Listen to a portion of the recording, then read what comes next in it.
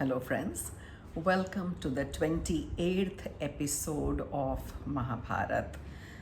जब 25 एपिसोड हुए तो मुझे लगा कि ये बहुत बड़ी अचीवमेंट है, क्योंकि ये काव्य ऐसा है जिसको सुनाने का दुस्साहस, बताने का दुस्साहस, वो करने से भी पहले कई बार सोचना पड़ता है कि क्या मैं सब कुछ बता पाऊँगी? कदापि नहीं। क्या मैं सब कुछ सबके पास एक्सप्लेन कर पाऊँगी? बिल्कुल नहीं। पर शायद सिंप्लीफाइड फॉर्म में कुछ हद तक मैं ये कर पाऊँ। तो बहुत खुशी के साथ, गर्व के साथ 28वें एपिसोड पे चलते हैं और हमेशा की तरह कृष्ण को साक्षी मानकर सच्चे मन से व्यास जी द्वारा रचित हम इस काव्य को आगे बढ़ाते हैं। पिछले एपिसोड में आपने देखा कि शिशुपाल का वध हुआ, राजसूय यज्ञ समाप्त हुआ। शिशुपाल ने कृष्ण जी की अवहेलना की, अपमान किया और कृष्ण जी ने उसे उसका दंड दिया 100वें अपराध के बाद। दुर्योधन उनके राज्य में ही रुक गया जब सब लोग चले गए, क्योंकि उसे ईर्ष्या, जलन वहाँ पे रोक रही थी और शकुनी के साथ वो वहाँ पे रुक के देख रहा था कि इंद्रप्रस्थ का वैभव कैसा है। तो अब आगे चलते हैं और अब हमें देखना है कि दुर्योधन उस फेमस महल में कैसे सरोवर में गिरता है। तो यज्ञ समाप्त हो गया था। सबके जाने के उपरांत दुर्योधन ही वहाँ रुक गया था। उसने सभा का निरीक्षण किया और आश्चर्यचकित रह गया। उसे जल और स्थल में अंतर नहीं दिखता था, क्योंकि इतना सुंदर महल बना था। मैदानव ने बनाया था ना, मायावी था। तो ऐसा महल तो उन्होंने कभी देखा ही नहीं था कि पानी और ज़मीन में धोखा हो जाए। वह धोखे से जल सरोवर में गिर पड़ा और उसे पहले तो लगा वहाँ स्थल है या ज़मीन है। वह कई जगह टक्कर भी खाया। उसकी इस दशा पर अनायास ही पांचों पांडव और द्रौपदी जोर से हंस पड़े। हम बारंबार ये दोहराते हैं कि द्रौपदी हंसी इसीलिए महाभारत हुई, या द्रौपदी ने उसका उपहास किया। नहीं, हंसे तो सब थे, और शायद ये उसकी जलन थी और ईर्ष्या थी। द्रौपदी की हंसी नहीं, ये शायद द्रौपदी का श्राप था जो उसको धीरे धीरे विनाश की ओर लेके जा रहा था। हंसे तो सभी लोग थे, पर उसे उसकी हंसी क्यों चुभी सबसे ज़्यादा? क्योंकि शायद उसने सबसे ज़्यादा उसी का अपमान करने की कोशिश की थी। अधिकतर लोग द्रौपदी को ही इस उपहास का दोषी मानते हैं, परंतु वो अकेली नहीं थी। यज्ञ की अद्भुत विभूति से जलन और अपमान से भरा हुआ दुर्योधन वापस हस्तिनापुर चला गया। तिल मिलाया हुआ था, बहुत गुस्से में था, परंतु उसका मन संकल्पों और द्वेष से भर गया था।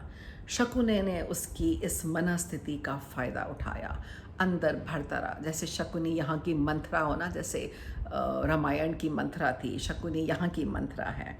और उसने उसकी मन की ज्वाला को और प्रेरित किया, और अग्नि में और घी डाला और धधकाया और उसको जुआ खेलने के लिए प्रेरित किया।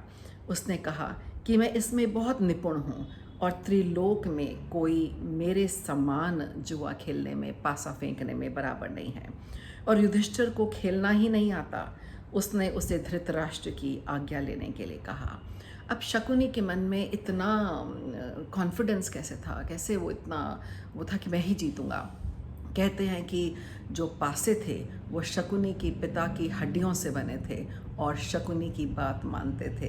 ये एक कहानी है जो फिर से ही दोबारा सुनाऊंगी कि शकुनी के पिता की मृत्यु के बाद उनकी हड्डियों से पासे बने, और वो पासे हमेशा शकुनी क्या ही कहा मानते थे और जो वह चाहता था वही चाल चलते थे। दुर्योधन ने अपनी मन की दशा धृतराष्ट्र को बताई और कहा कि युधिष्ठिर की राज्य लक्ष्मी अपार है। उन्हें राजसूय यज्ञ में राजाओं और कृष्ण के द्वारा और सुभद्रा की वजह से भी बहुत धनराशि मिली है। तब शकुनी ने कहा कि मैं इनकी सारी धनराशि द्यूत क्रीड़ा यानी कि जुए में हरा दूंगा और उनसे ये सारा कुछ छीन लूँगा। ये कर सकता हूँ। दुर्योधन के कातर वचन सुनकर धृतराष्ट्र ने उसकी सलाह मान ली, परंतु उन्हें विदुर का भय था। उन्हें पता था कि विदुर तो हमेशा नेक सलाह देते हैं। समाचार पाते ही बुद्धिमान विदुर समझ गए कि अब कलह युग का आरंभ होने वाला है, महाभारत शुरू होने वाला है। उन्होंने सबको बहुत समझाया और परस्पर वैर विरोध रोकने को कहा। तब धृतराष्ट्र ने भी उसे बहुत समझाने की कोशिश की। सच में कि डर के कि झूठ में, पर कोशिश तो की थी। परंतु पुत्र मोह और लालच में वो वास्तव में अंधे हो गए थे। तो कहते हैं ना, धृतराष्ट्र सिर्फ ऐसे आँख के अंधे नहीं थे, उनके मन भी और बुद्धि भी अंधी हो चुकी थी।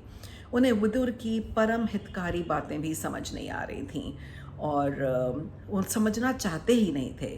दुर्योधन ने कहा कि उनकी धन संपत्ति अपार है, मय दानव और अनेकों राजा हाथ बांधे वहाँ खड़े हैं। द्रौपदी और पांडवों की हंसी अभी भी मेरे कानों में गूंज रही है। ये मेरे लिए असह्य है। मुझे कुछ करना है, मैं उनका सब धनराशि छीन लूँगा। धृतराष्ट्र ने कहा कि राजसूय यज्ञ सभा की गरिमा और युधिष्ठिर के पूरे वैभव का संक्षेप में वर्णन करना भी कल्पना से परे है, क्योंकि वो तो कमाल था। पूरे विश्व में उनका डंका बोल रहा था और सब राजाओं ने उनका लोहा मान लिया था। तो धृतराष्ट्र ने कहा कि बलवानों के साथ विरोध अच्छी नीति नहीं है। अब उन्होंने राजाओं की तरह पॉलिटिक्स की बात की और कहा कि कुल का नाश होता है। परंतु कहते हैं ना कि विनाश काले विपरीत बुद्धि। अब जैसे कहते हैं कि अब हमारे प्रेसिडेंट ट्रंप ने कई लोगों से दुश्मनी ली। अब ऐसे दुश्मनी लेना राजनीति में ठीक नहीं है। तो पर सब कुछ जानकर भी विदुर और भीष्म इत्यादि लाचार थे, क्योंकि धृतराष्ट्र सुनने को ही तैयार नहीं थे। ये सारी बहस के उपरांत दुर्योधन ने पांडवों को हस्तिनापुर आने का निमंत्रण देने की सोची, द्यूत क्रीड़ा के लिए, जुए के लिए। धृतराष्ट्र ने विदुर को आज्ञा दी कि वे उन्हें निमंत्रण देकर हस्तिनापुर बुलाएं। वे बिल्कुल अनिच्छा से वहाँ गए, गुस्से में थे, पर राजा था, राजा की आज्ञा तो नहीं टाल सकते थे। तो जब युधिष्ठिर ने धृतराष्ट्र का संदेश सुना तो उन्हें ये उचित लगा। उन्होंने कहा कि जुआ तो उन्हें ये उचित नहीं लगा। उन्होंने कहा कि जुआ तो विनाश की जड़ होता है। विदुर ने कहा कि ये बात भली भांति जानते हैं, परंतु विवश हैं। उनके पास कोई रास्ता नहीं है, क्योंकि उन्हें आज्ञा मिली है। विदुर जी ने यह भी बताया कि गंधार राज शकुनी पासे फेंकने में प्रसिद्ध हैं और वो इसमें ज़रूर निस्संदेह कुछ छल कपट करेंगे। पासों का निर्माता सबसे बड़ा खिलाड़ी है, इसलिए आप सावधान रहें, क्योंकि शकुनी के मन में ज़रूर कोई चाल है। जब युधिष्ठिर ने सुना कि ये धृतराष्ट्र का निमंत्रण है तो वह इनकार नहीं कर सके, क्योंकि रिश्ते में तो बड़े पापा लगते थे, ताऊजी लगते थे, तो कैसे मना करते। और अपने भाइयों और रानियों के साथ हस्तिनापुर की ओर चल पड़े। कहते हैं ना, विनाश की ओर चल पड़े। और होनी को कौन टाल सकता है। अगर ये ना जाते और ना हारते और ये युद्ध ना होता तो ये कथा कैसे बनती और कैसे सुनाई जाती, और इतिहास आपको कैसे अच्छा या सही मार्ग दिखाता। तो मैं तो इसे इतिहास कहती हूँ, मिथ्या नहीं कहती। मैं इसे माइथोलॉजी नहीं कहती, मैं तो सच्ची में इसे इतिहास ही मानती हूँ। और वहाँ पे जब वो हस्तिनापुर पहुँचे, उनका भव्य स्वागत हुआ और विनाश की बिसात बिछ गई, जुए की बिसात बिछ गई। ये जानते हुए भी कि जुआ छल और पाप का मूल है, युधिष्ठिर उस दलदल में फंस गए। ये काल की गति है और भाग्य की नियति है। जुआ तो होकर ही रहेगा, दांव भी लगेगा, द्रौपदी भी, उसका भी चीरहरण होगा और आगे विनाश पूरे कुरुवंश का, पूरे क्षत्रियों का ज़रूर होगा। होनी को कौन टाल सकता है। So in the next episode 29 we will talk about the first gambling, पहला द्यूत क्रीड़ा, और जो मैच हुआ दोनों के बीच में, और 2 गेम्स खेले गए अलग अलग। पहले में सब कुछ हारने के बाद युधिष्ठिर जब वापस जाने लगे तो दोबारा खेलने आए। ये क्या मूर्खता थी। अगले एपिसोड में we will discuss both these episodes, दोनों जुए के games separately, and in the next 2 episodes. Please leave your comments and have a good day. I'm enjoying telling this story to all of you.